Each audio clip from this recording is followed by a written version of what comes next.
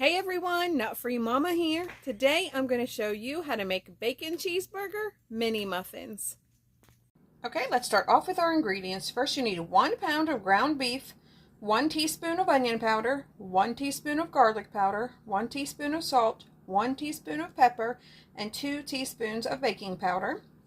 Then you need 2½ cups of all-purpose flour, a half a cup of ketchup, 1 teaspoon of mustard, a 1/4 cup of mayo, 3/4 cup of milk, a half a cup of butter, and we are going to melt that. That's 1 stick, 2 large eggs, 2 cups of any kind of shredded cheese that you want to use, and then 6 ounces of bacon bits. And then of course you need a mini muffin tin.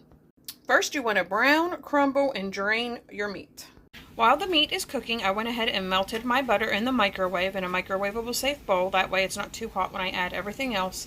And then in a large bowl I have all of my dry ingredients. So all of the seasonings and the flour and the baking powder, and I'm just going to mix that to combine.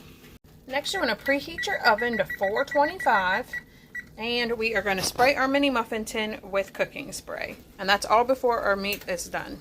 Alright, my ground beef is done, and I've already drained it and just added it back to my pan. I gave this bowl a good whisk with all of our dry ingredients in it, and then in another bowl you want to put all of your wet ingredients.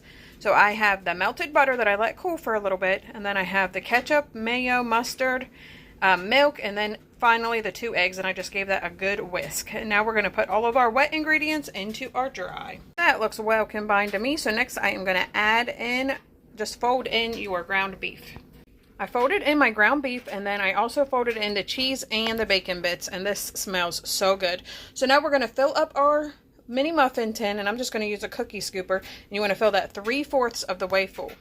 Alright, my first batch is ready to go into the oven for 15 to 18 minutes, and as you can see, mine are pretty full. Alright, my little burgers just came out of the oven, so I'm going to let them cool for 5 minutes, then move them to a cooling rack to cool completely.